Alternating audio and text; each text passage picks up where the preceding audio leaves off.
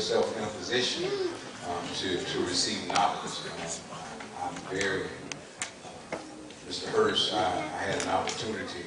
I'm going to wait for him to get back in here before I introduce him, so if I say anything wrong, he'll know. But I had an opportunity. I was in Jacksonville, and someone had asked me to come over and speak on a panel. And there was a panel dealing with federal monuments and social justice.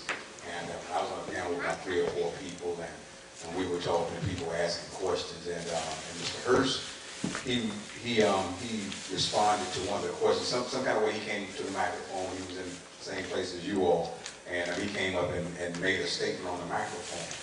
And when he spoke, I was like, wow. And then so as the thing kept going, I would keep referring back to him. I was like, well, Mr. Hurst, can you come up? And I didn't know who he was, but just when he opened his mouth, I could hear the knowledge and I could hear the wisdom.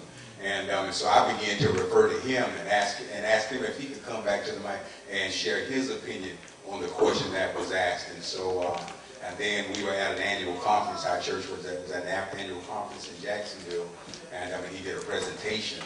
And when he did the presentation, I understood clearly why I was so impressed when he opened his mouth. And so I said, we have to get this brother over in St. Augustine to share some truth with us, because I think that I'm a believer that the truth will make us free.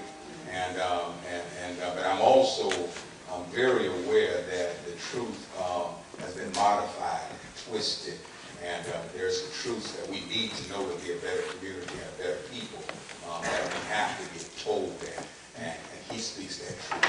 I want to share his bio, and then I'm going to give him plenty of time to make his presentation. You all have an opportunity to dialogue back and forth. He'll be in control, but I truly want you all to know who it is that you're hearing from us. So I'm going to read his bio. And Rodney Lawrence Hurst Sr. is a civil rights activist, a black historian, and an author of 2 award-winning books. It Was Never About a Hot Dog and a Coke, a personal account of the 1960s sit-in demonstration in Jacksonville, Florida, and Axe Handle Saturday, and unless we tell it, it never gets told, which deals with Jacksonville's black history, Jacksonville's civil rights history, and confronting racism. Now, before I continue with this, Mr. Hurst, did you bring books today to sell, or can I give them information to access those books, to purchase those books? Okay, and so he only has a few. And so you got to sit real close to him if you want to get one of those few that he brought. But it was never about it was never about a hot dog and a Coke is the winner of more than a dozen awards, including the 2008 USA National Best Book Awards, National Book Competition, First Place Gold Medal Award for Multicultural Nonfiction, the 2000 Florida Book Awards, Bronze Medal in Nonfiction, and the 2008 Sabrina Best Book Awards for Nonfiction National Book Competition, and the 2000 Independent Publishers Silver Medal for Best Regional Nonfiction Book Competition. His book was also recognized by the Florida Historical Society with his first annual Stetson Kennedy Award. Her second book, Unless We Tell It, It Never Gets Told, published in January 2016, relates the story of notable blacks of Jacksonville who impacted the city and the country, relates stories of America's black history, and relates stories of the historical fights against racism. It was recently honored as one of the 5 finalists for the 2016 Multicultural Nonfiction Award by the National Best Book Awards, National Book Competition, and the 2017 Jacksonville Historical Preservation Commission. The documentary Axe Handle Saturday, 50 years later, is based on his book. Hurst's leadership as a teenager during the Civil Rights Movement is also the subject of a chapter in the scholastic book 10 True Tales, Young Civil Rights Heroes, written for 3rd graders to 7th graders and ages 8 to 12. In addition to his involvement in the Civil Rights Movement, Hurst served 2 4-year terms on the Jacksonville City Council. He is responsible for a number of firsts in the Jacksonville community. He was one of 13 original national recipients of the Corporation for Public Broadcasting Television Fellowships. He was the first black to co-host a television talk show in Jacksonville on PBS channel WJCT. He was the first black male hired at the Prudential South Central Home Office in Jacksonville, Florida. And he was the first black to serve on the executive director, as the executive director of the state of Florida's construction industry licensing board. A Silver Life member of the National Association for the Advancement of Colored People, Hurst is involved with a number of boards and agencies in the Jacksonville community. Hurst serves as an advisor to the city for urban education and policy at the University of North Florida.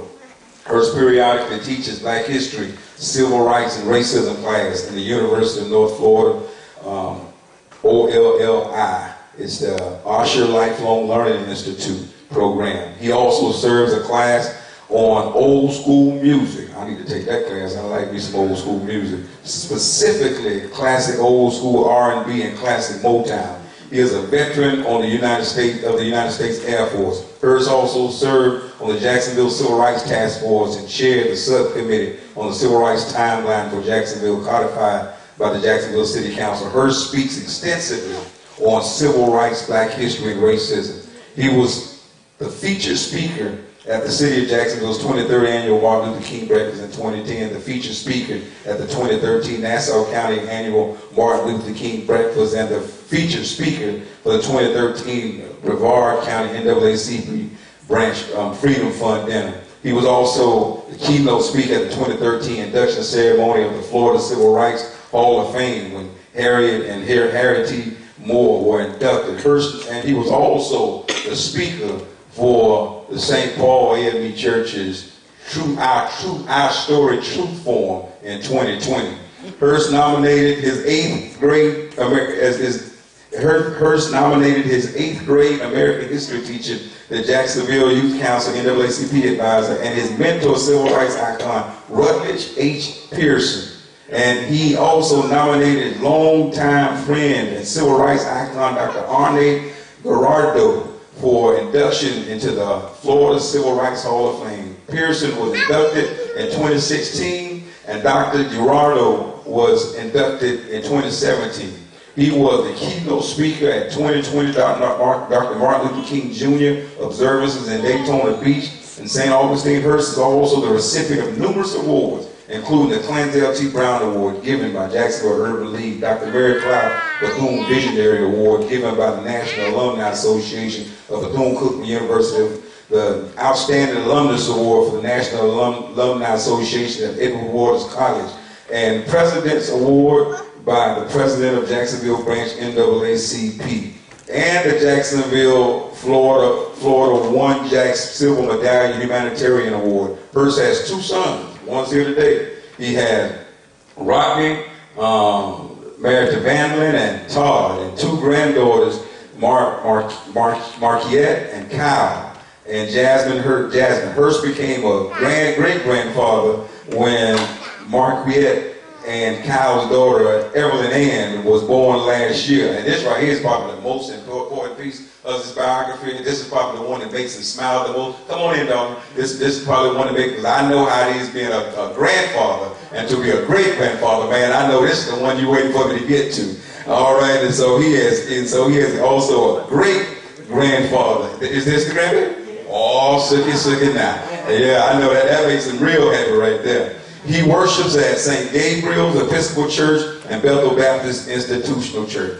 And so I want you to put your hands together, and before he comes, he has books to sell, but he also is speaking at North Florida University of North Florida today after this. And so I don't want him to have to stay around because he has to get. And so if we can set up a table in that midsection in the back, and if you can have the books there, while we're here, if you want to purchase a book, you can do it then, so we don't hold him up after this is over, so he can get over to Jacksonville. And so one of our men, if you'll get a table for us and we get the books, we'll get them set up so that we don't delay them. But I want you to put your hands together for our speaker for the 2020 Our Story Truth Forum, Mr. Rodney L. Hurst Sr.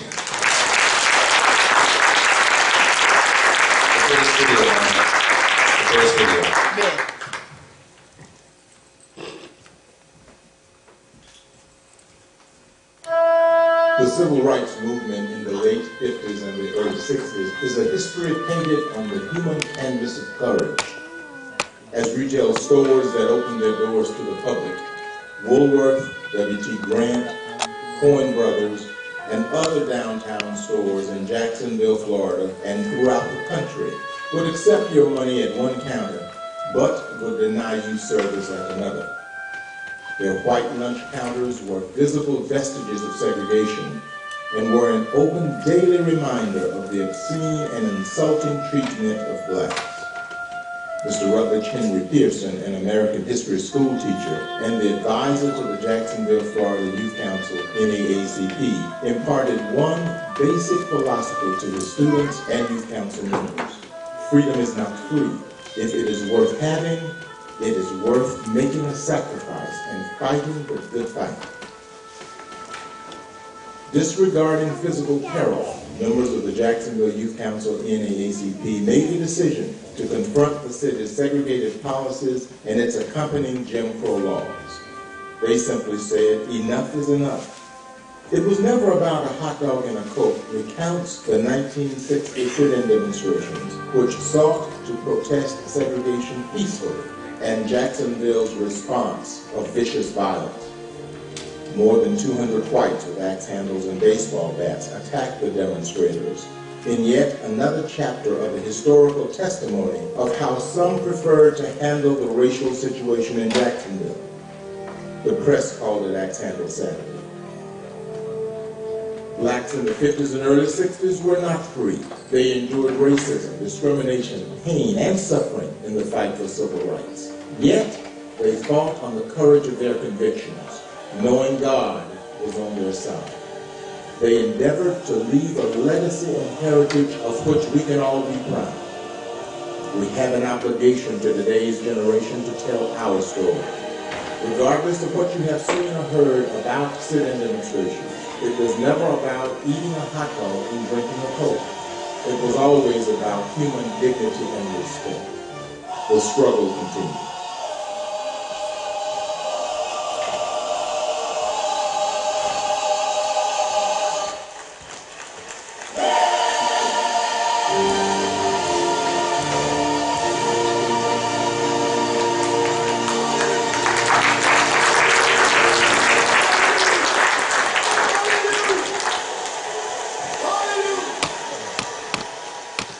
Good afternoon.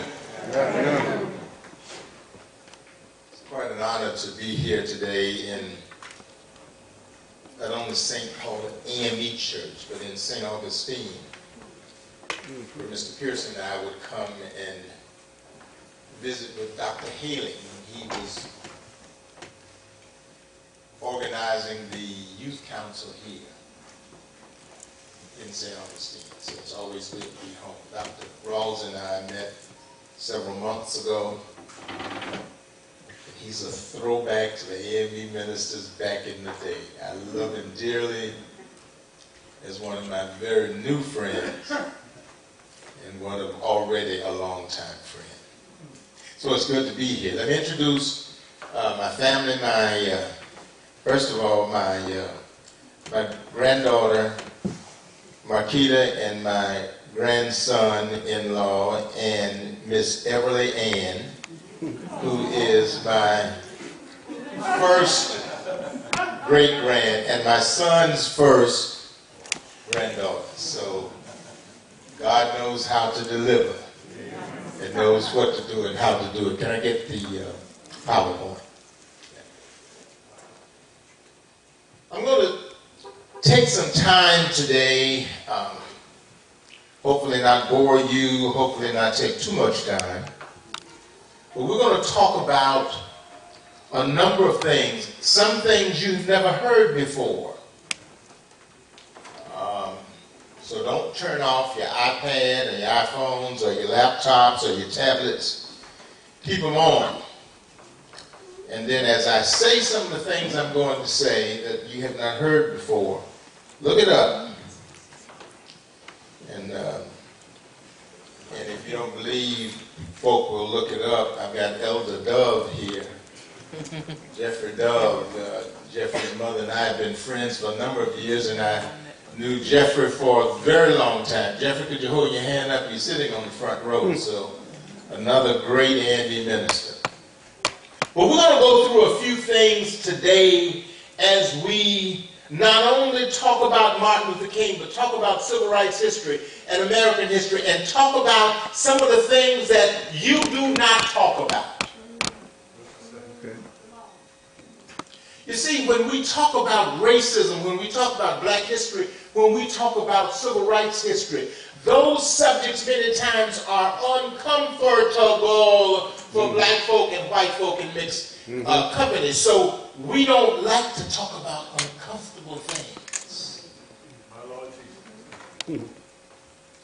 We have our white friends and our black friends. So if we talk about things that are uncomfortable, then maybe you won't invite me the next time you go to the spa, next time you go to the football game, or the next time you go play tennis, or the next time you go out for lunch or dinner, or the next time you go to a function. You might not invite me because I want to talk about some uncomfortable things, and you don't want to talk about uncomfortable things. So we developed something called comfort speech. We say things that white folk and black folk want to hear. And it is not the truth.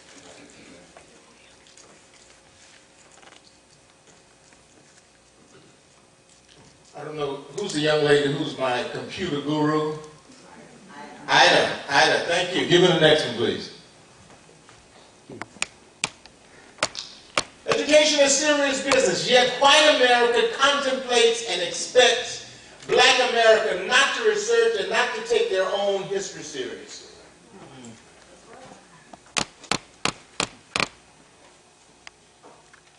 We're going to talk about a lot of examples of white history and civil rights history and black history. Because all of us are fed a tasteless and blandless diet of baby food. And they call it American history. You eat it up as if it is some of the best food you've ever had. And you don't question anything. Black folk and white folk don't question anything. Black folks don't question things when they should. White folks don't question things because that is what is expected in American history. The privilege of telling the story yourself. And also dealing with my freedom on your terms. Come on, sir. Several years ago, I had the honor of doing a panel discussion with Dr. Haling and with Charlie Cobb. Charlie Cobb, on the picture on the right, is one of the founders of SNCC, the Student Nonviolent Coordinating Committee, who celebrates its 60th anniversary this year in April. SNCC was founded at Shaw College in Raleigh, North Carolina. And this year in Washington in April, they will celebrate their 60th anniversary. So at Flagler College, one of my prize appearances, I don't like to do panel discussions. Because if I want to hear Reverend Rawls, I don't want to have to go through 2 or 3 other persons saying the same thing. I want to hear him. And the moderator has a job of going through all of the people there, make sure all the speakers get a chance to say something. But we talked civil rights up a storm with me, Dr. Haling, and Charlie Cobb. Give me the next one. We're celebrating today Martin Luther King's birthday as a holiday. Martin Luther King was born on January 15th. But in 2020 eyes, many white folk in America have homogenized and whitenized and sanitized Dr. Martin Luther King's image to make it appear as if he was the greatest man walking. Yet he was reviled by white America when he walked on this earth. J. Edgar Hoover called him one of the most dangerous Negro in this country. That's before J. Edgar Hoover got off Martin Luther King after he was killed and then got on the Black Panthers, who were eventually exterminated as a result. But you see, one of the things that we don't understand, it was okay when Dr. King was talking about civil rights. But when he got to talking about poor folk, and when he got to talking about the cost of living and the quality of life, right. And then when he got to talking about the Vietnam War, and that war killed people. That's right. Wars kill people. Then he became expendable. And let's understand a few things.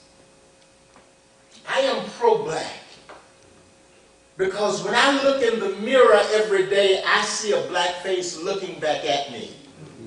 Now, because I am pro-black does not mean I am anti-white. Right. But in America, when you are pro-white, that means you are anti-black. It gets uncomfortable in a hurry when you start talking about black folk and white folk and the truth in this country. Mr. Rodney Jr. Pearson was my 8th grade American history teacher.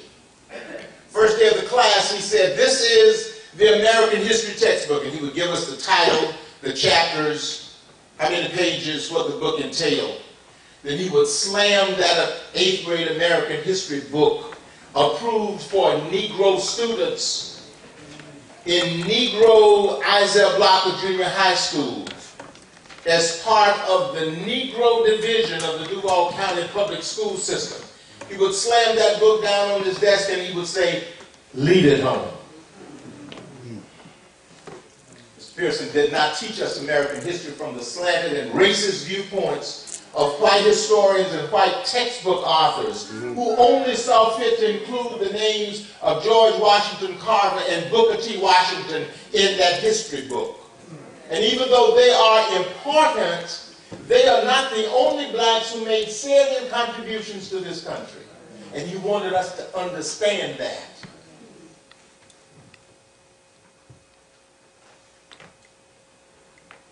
He wanted us to understand that American history did not include us. So he took the class and he paired us and he clustered us and we started doing our own research outside of the classroom.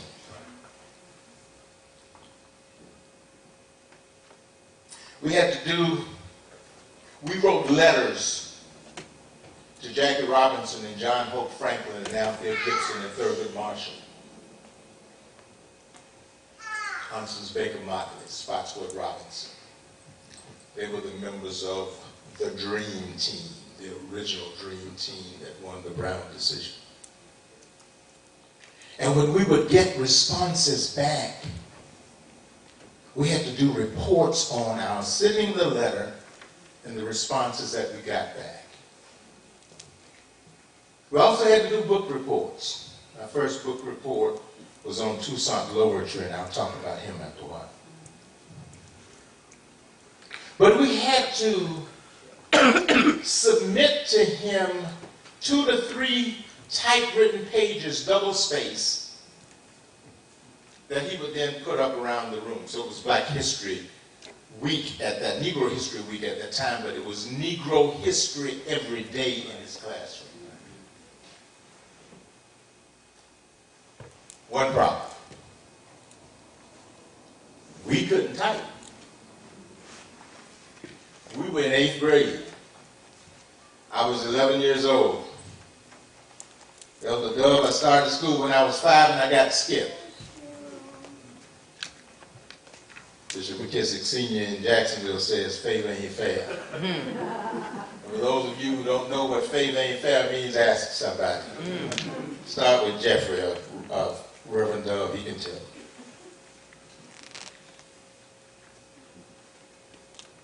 So we found typewriters and we typed the work and we learned about those black folk in our 8th grade year that white folk did not want us to learn about. And the pride that we had when we put those book reports and those other reports around the world, understanding what had happened in this country by folk who looked like me.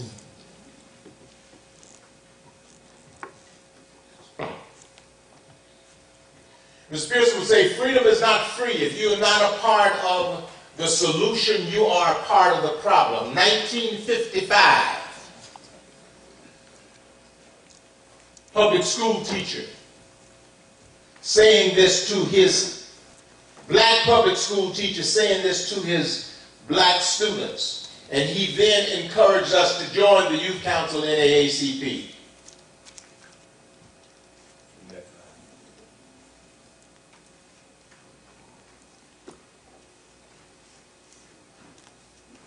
I call American history incomplete, dishonest, and racist. Well, you know, Mr. Hurst, racist is such a hard term because, you know, they are black racists just like they are white racists. Racist says racism means that you have control over me and you can exert that control socially, politically, and financially. Right. Black folk don't control anything. We have our prejudices. We can be biased, but black folk cannot be racist. So for those of you who like to say, oh yeah, well, black folk can be racist just like white folk can be racist, and I mean black folk and white folk say that. But we need to understand what the term means. This is a gentleman named James Lowen, who wrote a book called Lies My Teacher Told Me, What Your American History Textbook Got Wrong. Jim is a friend. Unfortunately, he is in ill health. So when you can, remember Dr. James Lowen in your prayers. Outstanding person who says a lot of things that a lot of black folk have been saying, but the fact that he's saying it, and he's been doing it now for more than 30 years, right. This book is in its 12th printing. It has sold more than 3 million copies. So if you teach American history, or if you are a student of history, you want to get this book.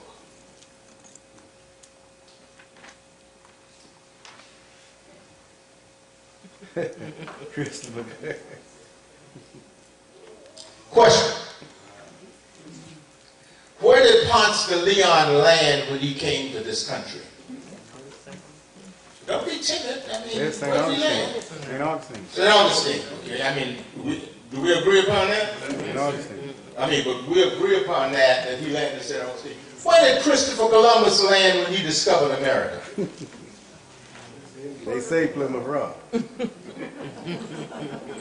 Where did, I mean, not a gotcha question, it's an ordinary question. If Christopher Columbus discovered America as we celebrated in October, where did he land in the continental United States as the discoverer of America?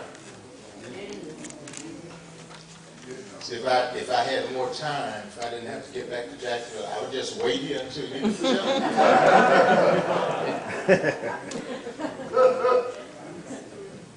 But if Christopher Columbus discovered America, why are we guessing, or why don't we know where he landed? The answer is nowhere. And understand this clearly. We celebrate a national holiday named for a person named Christopher Columbus, who we give credit for discovering this country, who never landed in this country not one day.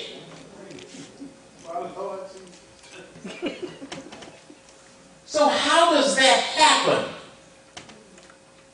Well, in the early 1930s, a delegation of Italian Americans and a delegation from the Knights of Columbus went to President Roosevelt.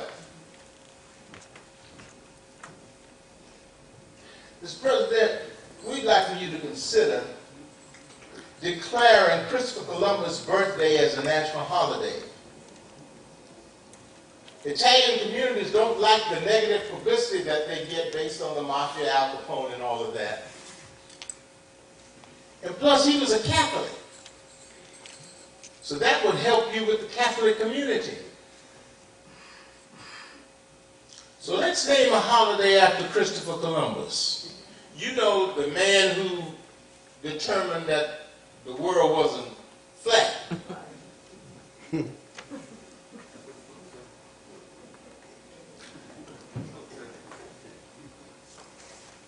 Scholars knew that the world was not flat well before Christopher Columbus. Leif Erikson, Eric the Red, and other explorers had already landed in this country, including African explorers named the Olmecs, who you never hear about. Christopher Columbus landed in a place called Hispaniola, which is now where the Dominican Republic and Haiti is located. And he met a group of indigenous people called the Arawaks. The division was called the Taínos. Indigenous people to the island of Hispaniola. Freedom-loving people who did not have weapons. And Christopher Columbus and his men who had weapons immediately enslaved the Taínos, sending young girls back to Italy and Spain as sex slaves. There were about 300,000 Taínos when Christopher Columbus landed there on their island, and within 50 years, all of the Taínos had been decimated. Christopher Columbus was the first slave trader in this hemisphere, and his son Diego was the first slave trader of African flesh.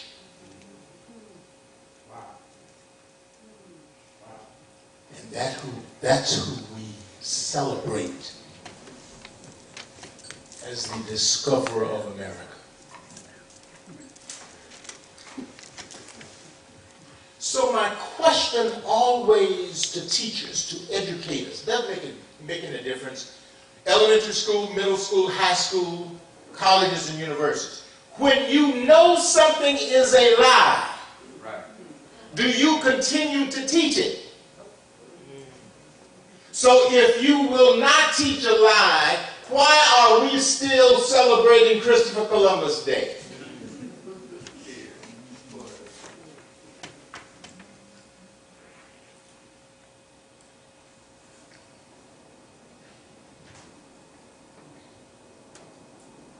Speaking to a group of college students, and I said, tell me what you know about slavery.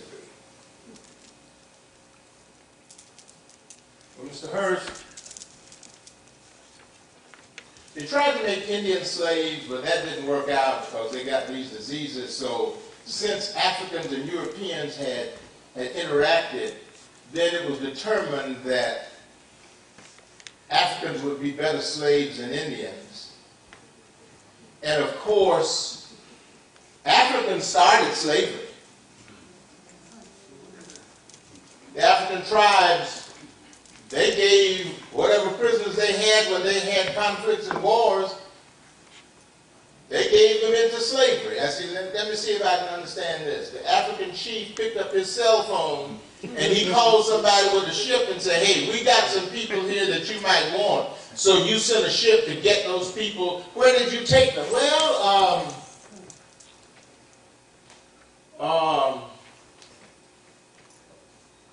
did you take them to America? And when did you take them to America? Well, I guess around 17 something. No, the folk landed in this country in 1619. The Jamestown Project. Are you familiar with that? Well, but Mr. Hurst, whites did not start slavery. Who did? I just told you Africans did. So this is a college student. This is how we have permeated the minds of our young people with an incomplete, dishonest, and racist American history. This country was founded on a racist Christian ethic.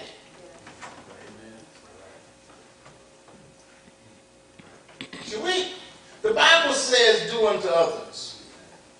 The Bible says sisterhood and brotherhood. Maybe not those words, but words to that effect.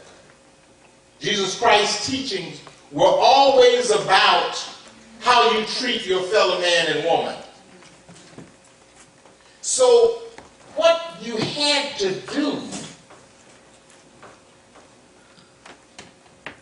you had to change how we considered these folk with a black hue of skin.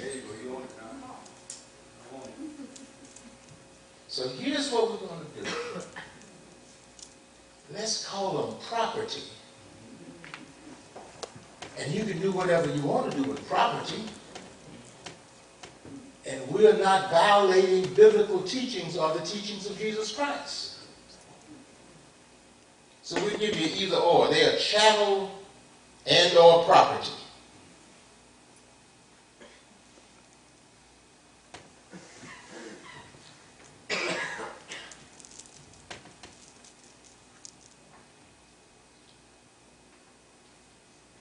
We don't teach slavery in our schools. We teach myths about slavery. We don't teach the truth about slavery.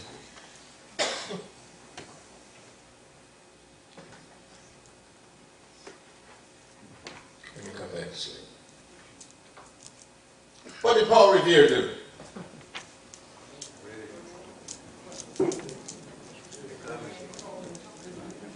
He got on a horse, rode from one city to another city saying the British are coming, right? Listen, my children, and you will hear the midnight ride of Paul Revere. Did not happen. That did not happen. Listen, my children, and you will hear the midnight ride of Paul Revere was a poem written by Henry Wadsworth Longfellow. Tell me something about Betsy Ross. She sold the first flag, right? That's what you're talking about. She did not. Benjamin Franklin put a key on a kite. Flew the kite into the air and lightning struck the key, and therefore Benjamin Franklin discovered electricity. Did not happen. He did nothing like that.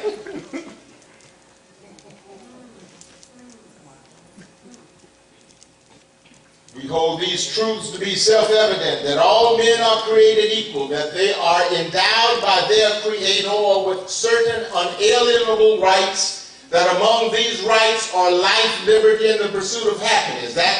Those were words by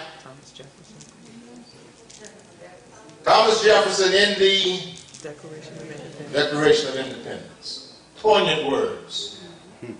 We always talk about these great words written by Thomas Jefferson. And when Thomas Jefferson wrote those words, he owned more slaves in Albemarle County, Virginia, than any other person.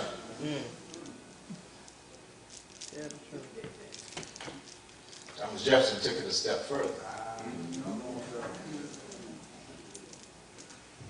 He had a female enslaved person. And see, one of the things that we do, we fall victim to it, all of us do. These people were not slaves, they were enslaved persons. You have enslaved me, but that does not mean I am a slave. Now, and that is not semantics. Remember, Thomas Jefferson, one of the enslaved persons on the Thomas Jefferson plantation, was named Sarah Sally Hemings. She had 6 children for Thomas Jefferson. There's a Thomas Jefferson Historical Society. There's a cemetery at Thomas Jefferson's homestead, Monticello, National Historical location. And the only persons who are buried in that cemetery are descendants of Thomas Jefferson. So descendants of Sarah Sally Hemings petitioned them back in the 1990s and said, we want to be buried there. They said, you are not descendants of Thomas Jefferson. They said, yes, we are. Thomas Jefferson Historical Society said, no, you're not. Descendants of Sarah Sally Hemings said, okay, let's have DNA testing done on descendants of Thomas Jefferson and descendants of Sarah Sally Hemings. And in 2002, it was determined that the descendants of Sarah Sally Hemings are also the descendants of Thomas Jefferson.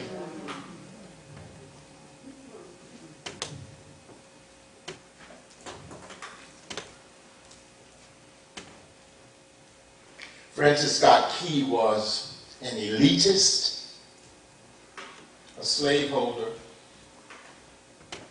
He lived in Washington, D.C. During the War of 1812, the British said to slaves, ex-slaves, former slaves, enslaved persons, the British said, if you come and fight with us, if you come and fight with us against America, not only will we give you your freedom, but we will give you a place to stay.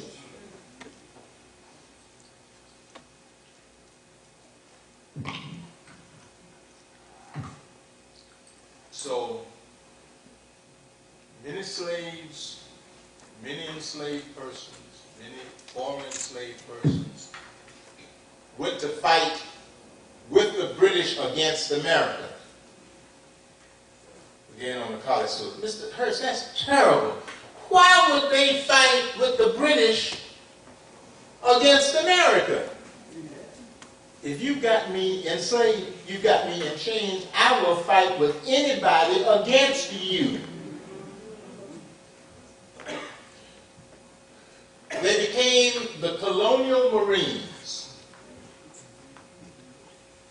Name you've never heard or read about in your history books.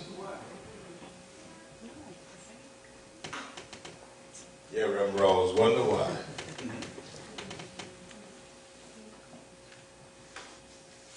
So in a confrontation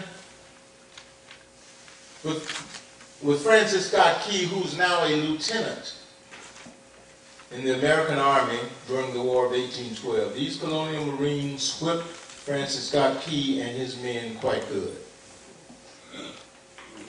A few months later, Francis Scott Key is on a British ship. He went there to ask for the release of one of his friends, a Dr. William Beans, who had been captured by the British. He was not captured himself. Francis Scott Key. He went to beg for the release of his friend. And during the time he went to beg for the release in Baltimore, the British fired on Fort McHenry. And the fort did fall to the British. And many colonial Marines were killed during that skirmish. Now I'm going to do this. I'm not doing this to test anyone's intelligence. That will come a little bit later. How many stanzas are there in the Star-Spangled Banner? Now, if you're not sure, don't guess. If you don't know, just don't put your hand up. Now, let me do it this way. How many think it's one stanza? How many think it's two? How many think it's three? How many think it's four? How many don't have any opinion about it? Because I'm not going to have you embarrass me in Reverend Rawls Church. There are 4 stanzas to the Star-Spangled Banner. The 3rd stanza. Let me read this to you. I know you can't see it very well.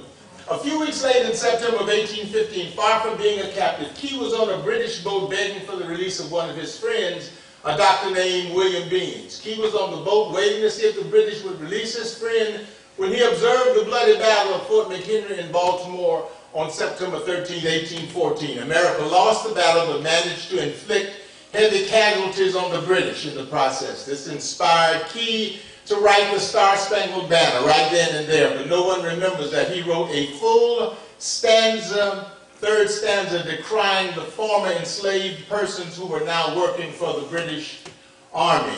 In other words, Key was saying that the blood of all the former enslaved persons and hirelings on the battlefield will wash away the pollution of the British invaders.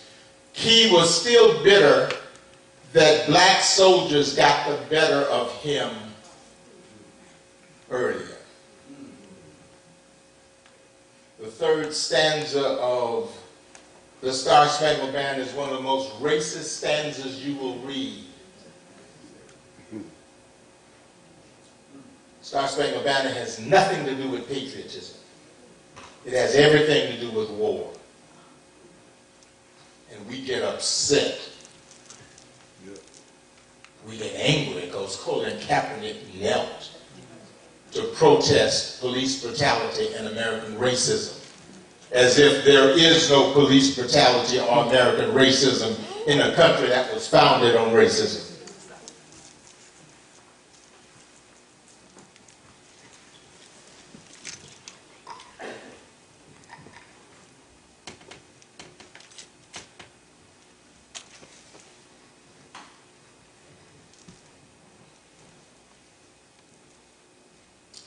In many of your older countries, these are images and statues of the Madonna and Child. Not the black Madonna and Child, the Madonna and Child.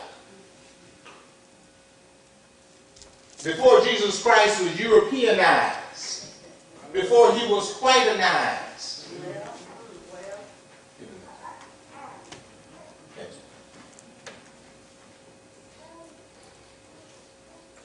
These are the Olmecs who influenced the Mayan and the Aztec civilizations. These great civilizations that archaeologists always talk about, oh, look at the things they did. What the Aztecs and the Mayans learned, they got it from the Olmecs from Africa.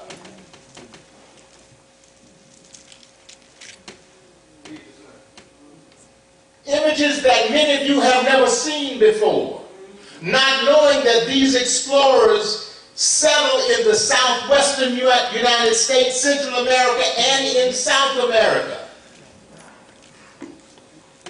And there are some archaeologists who will say, well, yeah, the Olmecs did influence the Mayans and Aztecs, but they were not Africans.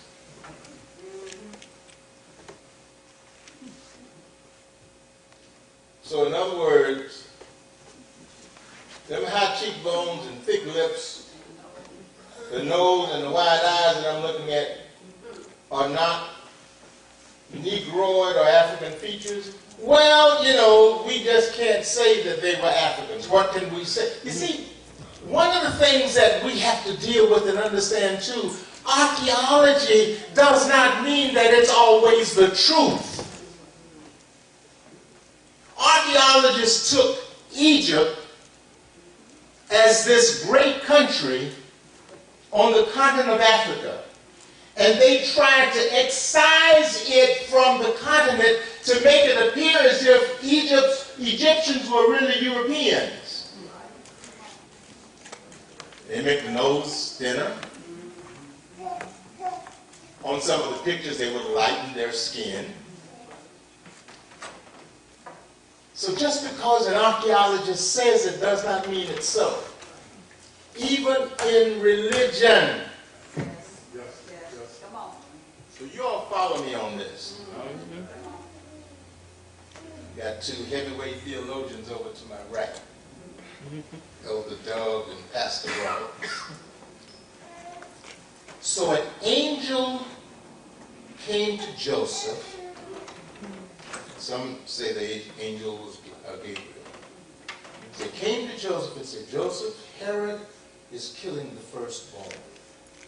I want you to take Mary and Jesus. I want you to go to Egypt and stay there until I send for you or I tell you to return.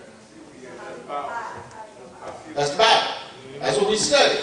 That's what we teach. That's what some of you learn. That's what you talk about in Sunday school and in Bible study. You cannot hide a white, blue-eyed baby in Egypt.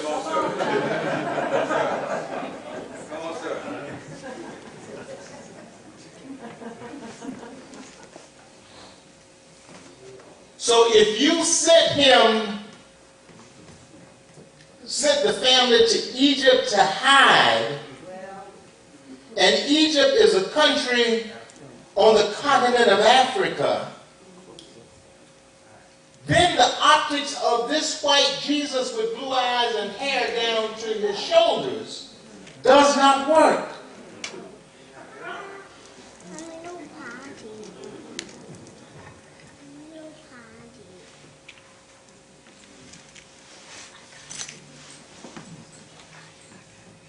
The presence of the Olmecs predates the Mayan civilization by more than 1,500 years, and the Aztecs in Mexico by as many as 2,500 years, which would indeed make it the oldest pre-Columbian civilized society in Mesoamerica, emerging from the jungles of Mexico's southernmost Gulf coast. The Olmec influence spread through Central America and manifested itself in art, architecture, religious rituals, and other areas. And some of you never heard the term Olmecs before. As long as you got your iPads and your iPhones and your tablets and your laptops, look it up now.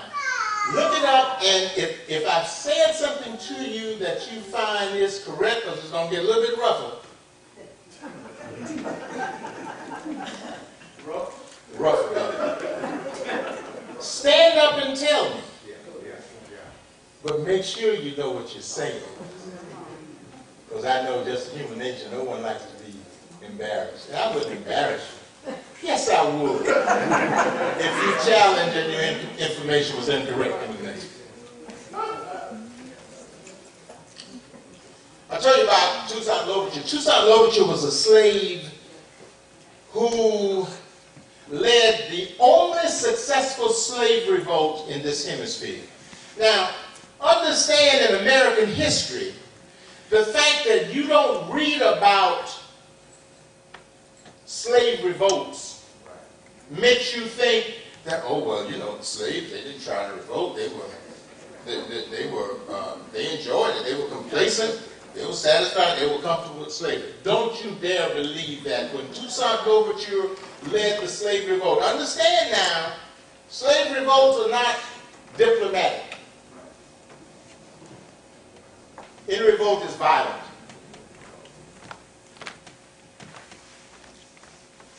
And when he led this slave revolt, it so frightened the British and the English and the Americans that they put a blockade around Haiti. There's a reason why Haiti is still the poorest country in this hemisphere. Let me segue into another story. AME Church was founded in the South, in Charleston, South Carolina, named Emmanuel. And one of the founders of this church was a freed slave named Denmark Vesey. Some slaves were allowed to purchase their freedom, and Denmark Vesey did. He was an accomplished carpenter. Then he tried to buy the freedom of his wife and his children, and the person who owned them would not sell them to him. So Denmark Vesey, along with many others, started planning a slave revolt in Charleston, South Carolina. Now remember, Charleston was the major port of debarkation for slaves in this country.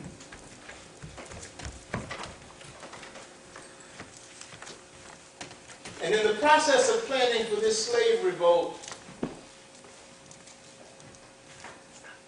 somebody went back and told it.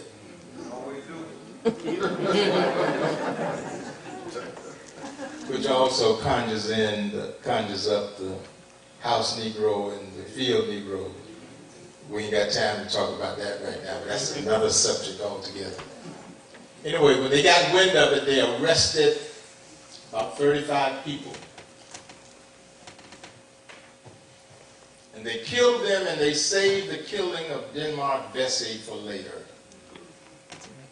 Now, I don't know if you're familiar with what hind and quartered means, but they took 4 horses, strapped horses to each arm and to each leg, and started the horses out in 4 different directions. Other slave masters brought their slaves to the square to see this happen, to send the obvious message.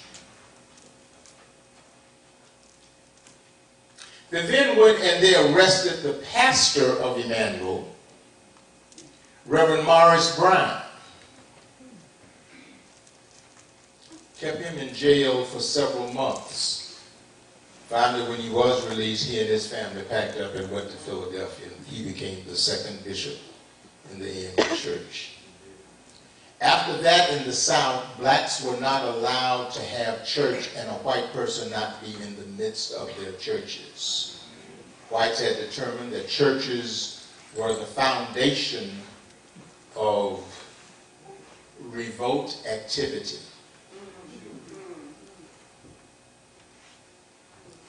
Back during the day, the AME Church was always a place where we could go to have our youth council meetings and our mass meetings.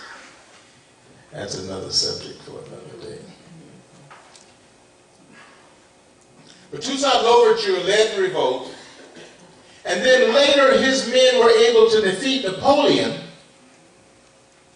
And because Napoleon could not control the shipping routes in Central America, Napoleon sold the Louisiana Territory to this country.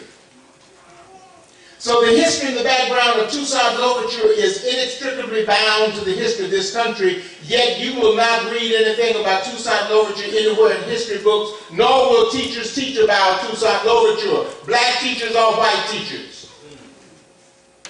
Toussaint Louverture is considered the father of Haiti.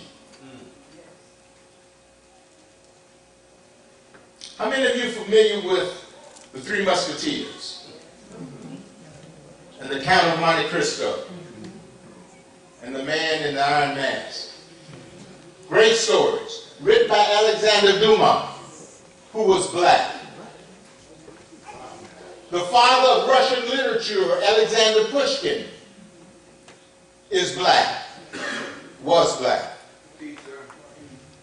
General Hannibal, who took elephants through the Alps, was black. James John Audubon, the Audubon Society, one of the greatest bird specialists in the history of mankind. He was black. Let's see, who did I not get to? St. Augustine of Hippo, one of the seminal religious figures in Christianity, for whom this city is named, was black. Who else did I miss? Queen Charlotte. Queen Charlotte is the great-great-great-grandmother of Queen Elizabeth of England. She was black. And Ludwig von Beethoven. Don't say it, sir. Don't say it. Yes, that's Beethoven. No way. Ludwig von Beethoven. I spoke to a Unitarian church here in the St. Augustine area, and I said the same thing to them, and so everyone went to scramble. And the gentleman said, Mr. Hurst, I just pulled this up. I'm looking at a picture of Ludwig von Beethoven. He looked quite white to me. And immediately after he said that he was white, a white lady sitting maybe 2 or 3 over from him said, I saw that picture, but I also read a little further, and it reads that his father and his grandfather were Moors. Right.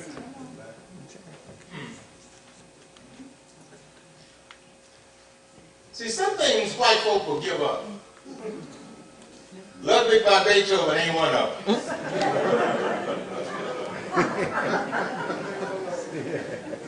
But it is what it is. And that's what's not taught. You see, what happens is that when you go into a classroom,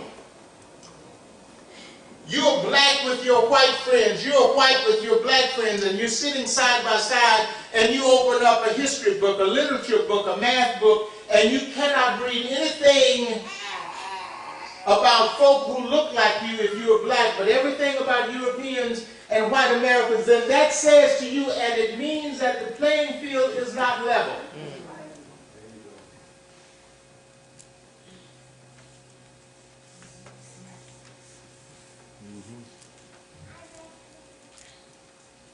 We all acknowledge that Eli Whitney invented the cotton gin. That's what they say in the history books. I'm not going to disagree with that. Even though slaves could not get patents for inventions.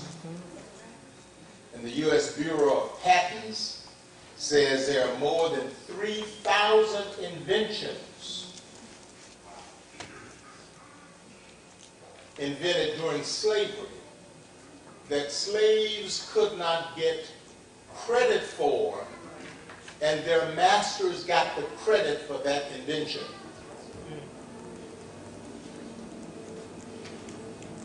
So, American history books tell us that Eli Whitney invented the cotton gin. Does not tell us that Benjamin Banneker invented the first movable clock and completed the laying out of the city of Washington, D.C. That Dr. Daniel Hale Williams performed the first successful heart surgery. That Dr. Charles Drew classified blood plasma. That Matt Henson was the first person to set foot on the North Pole. That Jan Metzelliger invented a machine that put the body of the shoe to the sole of the shoe. That Gary Morgan invented a variation of the traffic light and invented the gas mask. That Granville Woods invented a device on a train to allow an engineer on one train to know when another train is near. That Dr. Percy Julian invented the corticoid for rheumatoid arthritis. Elijah McCoy, more than 45 inventions. including 15 inventions for long-distance trucking and lubrication. And when you hear the term, the real McCoy,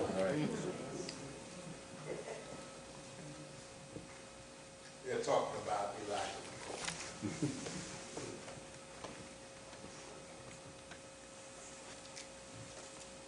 Well,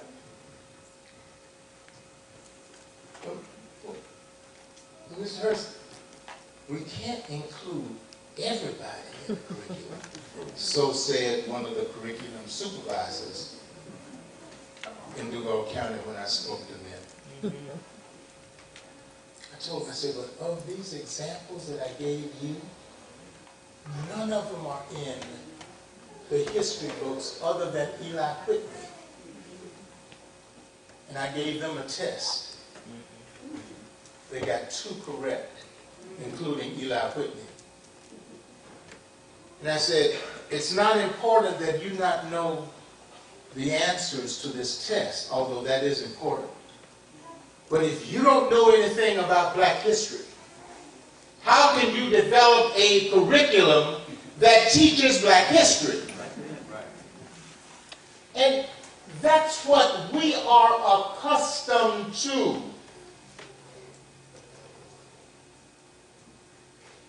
And our churches don't deal with it. Our fraternities and sororities don't deal with it. Our social organizations don't deal with it. Teachers won't teach it. So we are crippling our young people forever and a day because we are afraid, or we don't want to, or it doesn't make them any difference, educators, that you teach the truth in the classroom. Well, Mr. Hurst, I think you're a little bit emotional about this. Why is it every time I tell the truth, you talk about not being emotional?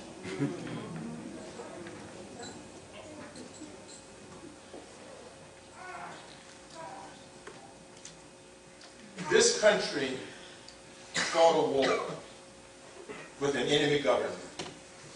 Now, I don't mean Japan and Germany. I mean the Confederacy. That's right. 11 states seceded from the United States of America, and they formed an enemy government. And the reason they seceded, as included in their secessionist papers, was for slavery.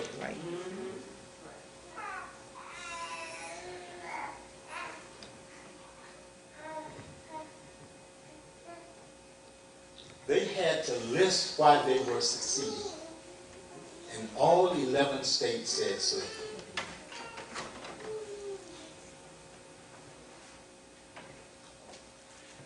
When you seek to overthrow the United States of America, that is called criminal treason. And the only reason Jefferson Davis and his cabinet, Robert E. Lee and his generals and soldiers, were not brought up on criminal treason charges is because Andrew Johnson gave all of the remaining Confederate soldiers and generals and Jefferson Davis and his cabinet a blanket amnesty, a pardon, if you will, since we're very familiar with that term. I'll get some of this juice.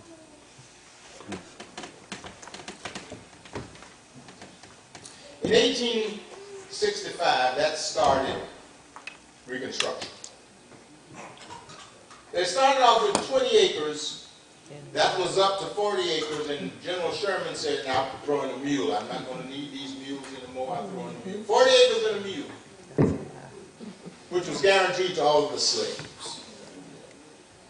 And Andrew Johnson eliminated that.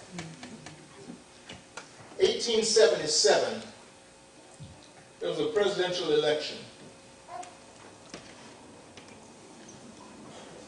And there were problems with the election, and the anti-slavery forces were supporting a candidate named Rutherford B. Hayes. And because they wanted to make sure he was elected after problems with the election, they didn't want it to go into the House of Representatives. The anti-slavery forces said to the pro-slavery forces, if you support our candidate for president, we will take the federal troops out of the South. You see, for Reconstruction to work, you had to have federal troops to make sure it worked. Even when slavery ended, the Emancipation Proclamation only eliminated slavery from those states where there were slaves that were controlled by the Union forces. The Emancipation Proclamation did not free all the slaves. That did not happen until the end of the Civil War. The holiday that they celebrate in Texas called Juneteenth. Slavery continued after the Emancipation Proclamation and after the Civil War until June 19th of 1865. And finally, Union troops, U.S. government troops, went to Texas and told the people there that slaves were free. And the slave owners still did not want to release them until federal troops made them release those slaves. So now it's 1877, after 12 years of Reconstruction.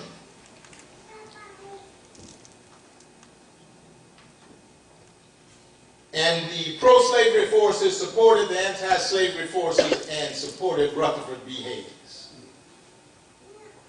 That is called the Compromise of 1877. And from that year, 1877, until the 1950s, you had something called the Nadir, N-A-D-I-R, of race relations. That's when everything turned upside down in this country. 1925, there were 5 million members of the Ku Klux Klan. 1925, they had a parade down the middle of Pennsylvania Avenue with 50,000 Klan members in their robes. Then a general assortment of night riders and thuggish racist groups started intimidating blacks all over the South. And that was all started because white folk who were opposed to slavery decided it was more politically expedient for them to get whoever they wanted. So they didn't mind sacrificing us for that. So don't tell me about American history is true and just. Incomplete, dishonest, and racist. If teachers would just teach it, if principals would say to their teachers, we want you to teach the truth, if superintendents will acknowledge that American history is incomplete, dishonest, and racist, if school boards were not politically inclined to allow things to stay as they are.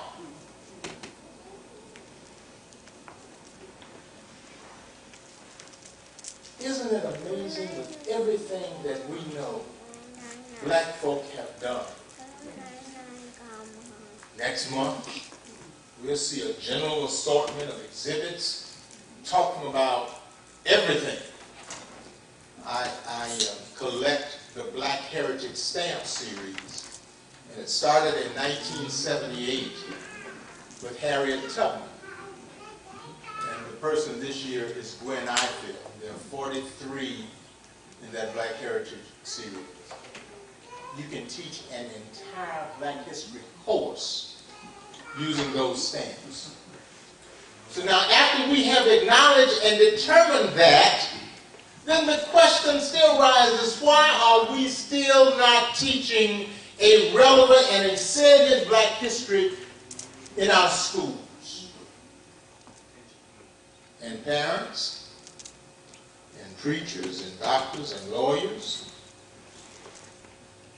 even though it cripples black students initially, it also cripples white students when they don't know the truth.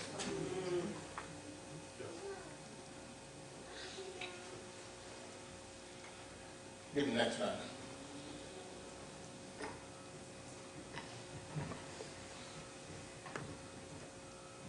This is a map.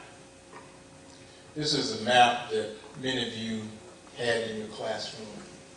Map of the world that shows the different continents. And it shows the continent of Africa just slightly larger than South America. Maybe about the same size as North America. But that's what's usually on the wall. This is a map from 2013. Give it the next one.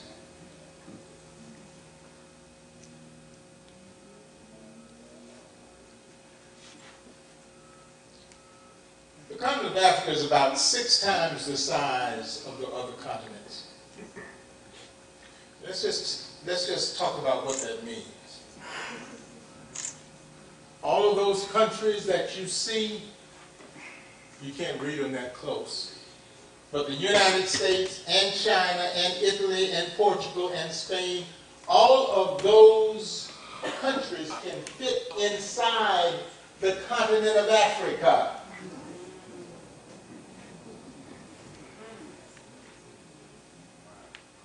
So why do I not want black students to know Go ahead now. the size of the continent of Africa? Well, might be a mistake. Just might be coincidental. The map makers, they might have needed enough space, and they couldn't show Africa as large as it is, so they had to kind of cut it down some so they could get everything on the shot. Why not? That excuse is just as good as any.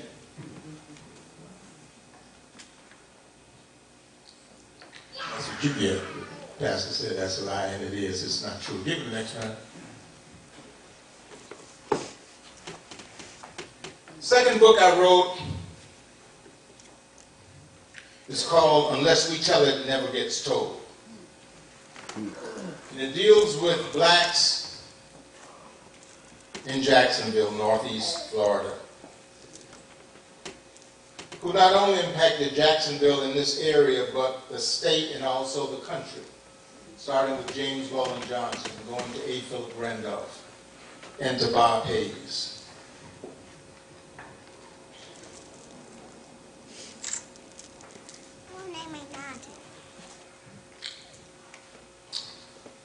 Play that St. Augustine video.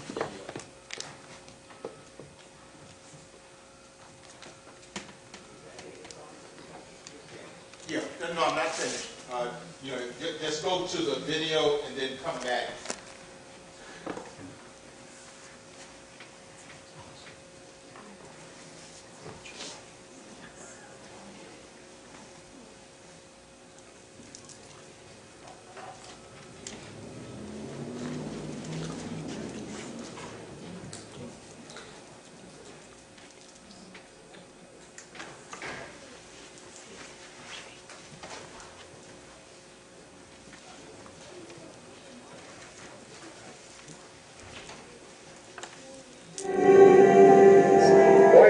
Demonstrations were carried on separately in marches through St. Augustine on June 21st, and a group of whites attacked a racially mixed group of demonstrators at Atlantic Ocean Beach. Note the speed at which action develops when open conflict breaks out during these beach demonstrations. It is often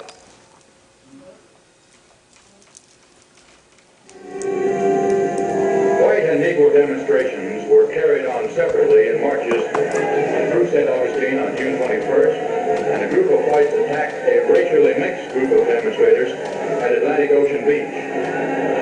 Note the speed at which action develops when open conflict breaks out during these speech demonstration. It is often necessary for several officers to pursue and subdue a single attacker bent upon striking blows and escaping. Extreme care had to be used in handling the baton during these incidents. It was difficult to grasp the wet, bare arms of the attackers, and these people often used grease on their bodies to give them an additional advantage in this regard. A Danish cameraman taking motion pictures of the violence was beaten by a shirtless white youth who fled down the beach. He was run down and apprehended several hundred yards away.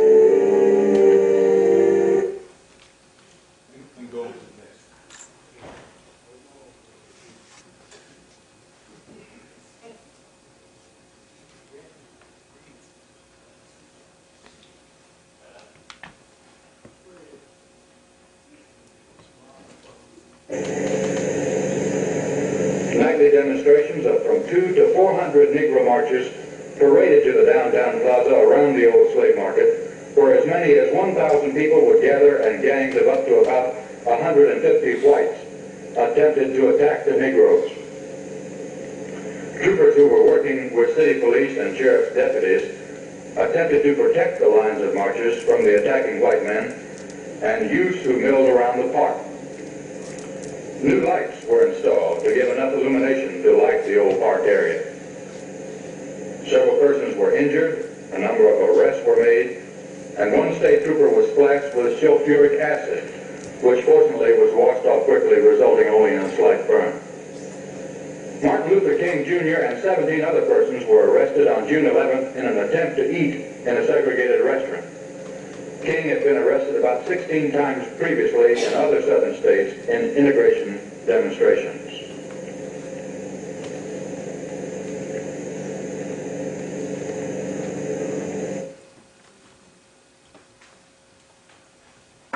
Now, if I had told you, I'm not going to go back too far. The civil rights. Yeah, I'm not going to go back.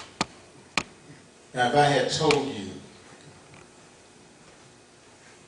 that when the police in St. Augustine arrested Dr. King and put him in the back of a police car, that they would have put a police dog in the back of that car with him, you wouldn't have believed it. Wow. So that's why I wanted to show you this film footage, which a friend sent to me from UCLA. He sent me 4 hours of civil rights film, including an hour and a half about what happened in St. Augustine. The St. Augustine film was done by the Florida Department of Law Enforcement. And they never thought that film would get outside of the Florida Department of Law Enforcement. So I'm going to close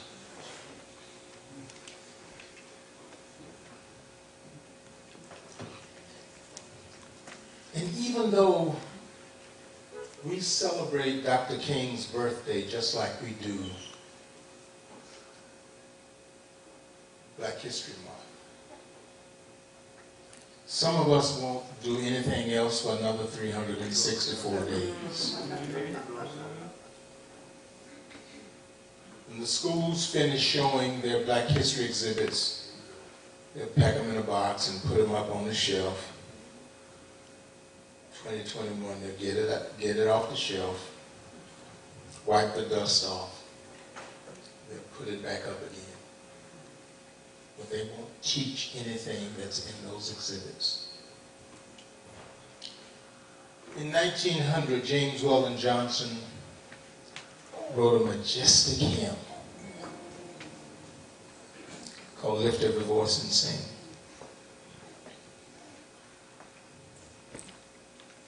A lot of people say, well, you know, he wrote it about the presidents, and he wrote it about, there's not a mention of a president in Lift Every Voice and Sing.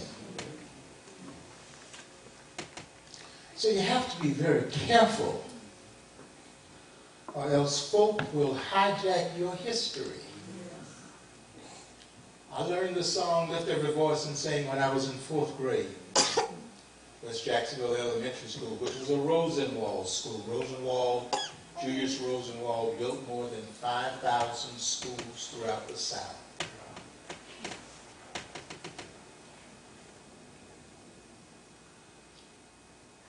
I spoke to a Jewish synagogue, traditional conservative Jewish synagogue, where their Sabbath began at sundown on Friday.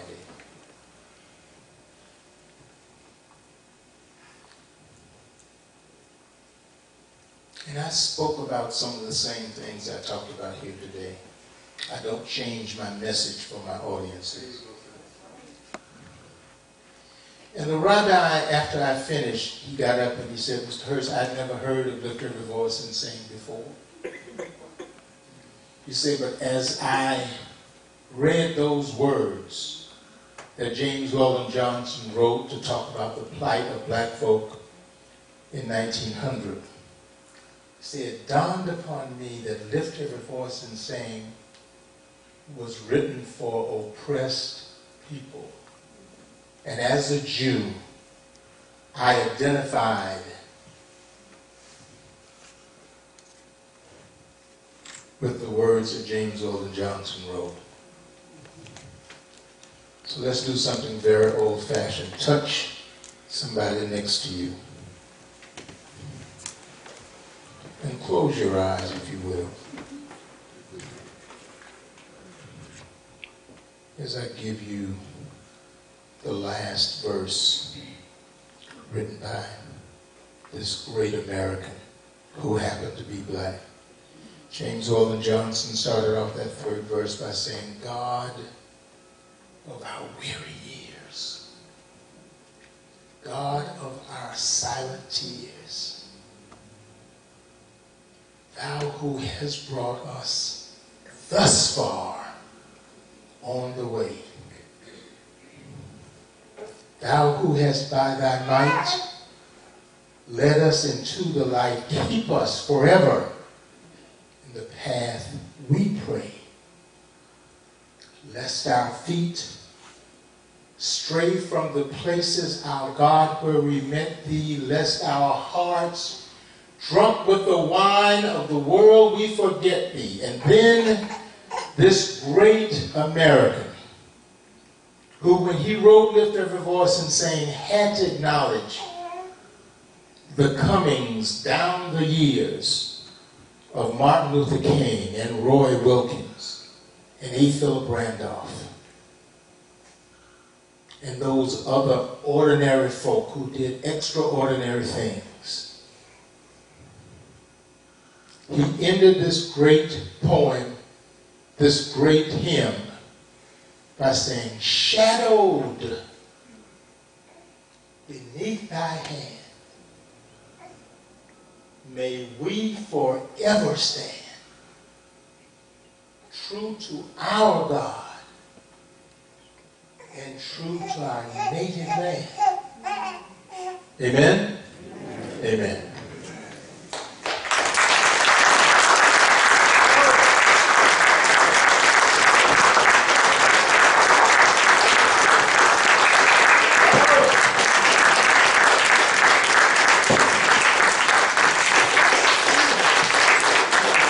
Thank you, Mr. Hurst. Thank you, Mr. Hurst. I want to give an opportunity. If there's someone, we only have about 5 minutes that we can entertain questions before we allow Mr. Hurst to leave. But if there's someone that has a question that you would like to ask Mr. Hurst before we close today.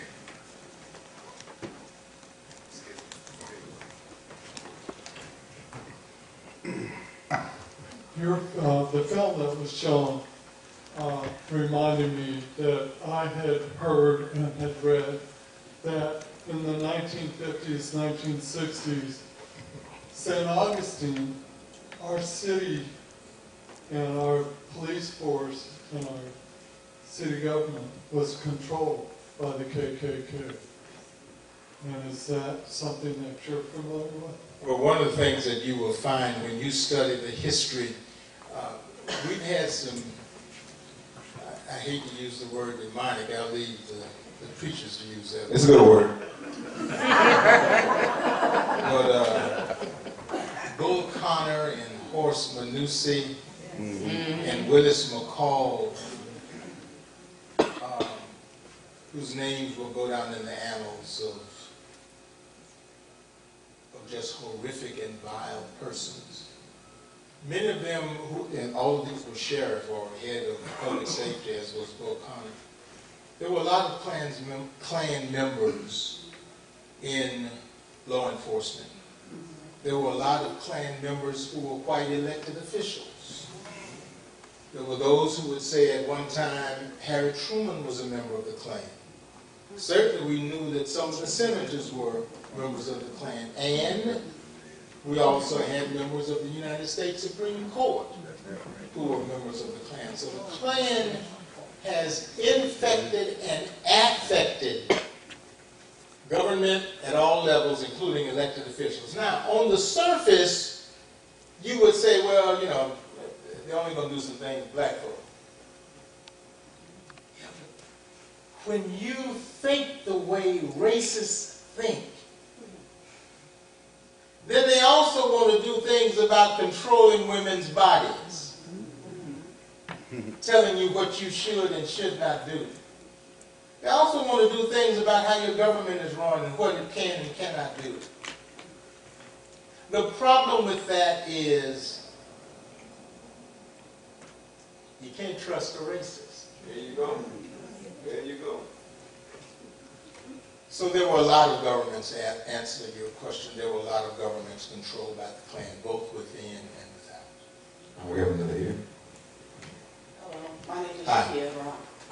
I'm also a AP US history teacher as well as a United States history teacher. Great. I'm actually in the fire right now because I teach history for what it is. There you go. So my question to you is, at any point, if you have any material that you're willing to share with me, I know I'm probably going to fire for it, but it is what it is. I'm more than happy to be open to anything you have to share with me. I'll give you one of my cards and I'll get some stuff to you. Thank you. Okay, one more question, and then we have to let Mr. Hurst get about his educating the people. Hi, my name is Rosalind Mason. I am a former education teacher. I taught second grade for a number of years. As for the curriculum, it is brought down from the state, and we do follow it. But I did deter from it a little bit, and I bought materials on my own, and I taught second graders about some of the stuff that you talked about with them today. So you do have to step outside the box, and we do have a specific guidelines we have to follow in teaching our students. But if teachers want to deter out of it a little bit, but that means you have a lot more academics to teach them, and I did do that on my own. First, can I respond to that? My response to that is, and you got to think for yourself. You got your job. But they try to tell me how to pastor. They try to tell me what a pastor's role is, what I should get involved with, and what I shouldn't get involved with. But sometimes you got to look to who called you to that calling and to that position. And there's not a person in St. Augustine that called me to be a pastor. And so they don't define how I maneuver as a pastor. And so whether you're a teacher, whether you're in corporate America, you're going to have to choose. If I'm going to take my calling that God has given me in my gift, and I'm going to be obedient to someone that's using my gift to oppress my people, or am I going to trust the one that gave me the job in the first place? Don't just go do it because I said it, but you're going to have to look in the mirror and deal with that person in the mirror. One of the things I always say to educators, excuse me, and I spoke Saturday to the Martin Luther King breakfast in Deltona, which had a combination of folk from West Volusia County and Orange County. And there were a number of young people there, a number of students, a number of educators. They were giving out awards for students who put together posters and poems and essays about Black history and Martin Luther King. Excellent job. And when I did a question and answer, an educator got up and said, well, you know, Mr. Hurst, we have to teach certain things based on the curriculum. And I said to her, I don't want you to veer from what you have to teach. All I want you to do is teach the truth. That's all. So if you know, as a for instance, that Christopher Columbus did not discover America, why do we still teach it? My 8th grade American history teacher, Rodney, in 1955, which makes me, for those of you who can count much better than I am, it makes me 75. I'm 76 in March. But Mr. Pearson decided as an educator that he was not going to handicap and cripple his students with knowledge that would not allow them to compete with a world that did not want them to compete. So he told us the truth. At the very least, since we are supposed to develop independent thinkers, how can you as an educator develop a student when you are fearful of doing the right thing, which is simply telling the truth? That is verifiable, not emotional truth, but verifiable truth, documented, corroborated truth. Thank you for letting me share part of the afternoon with you. I don't know when the good Reverend is going to. We just scratched the surface. So maybe the next time I come, we'll do something else. Let me leave you with a slogan that I always like to use.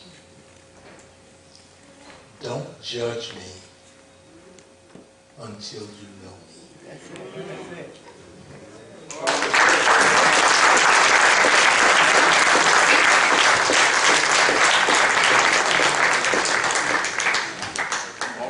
Thank everyone for coming out. If I can get get Mr. Hurst to allow me to modify his statement.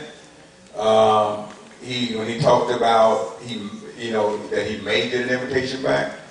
If we can just take off the may, and him and I will work together, and we'll have Our Story True Form Part 2, and you'll hear about us, and so me and him will talk, and we'll get some more of this and some more, and we will keep doing this because if nobody else will do it, it's our responsibility to do it.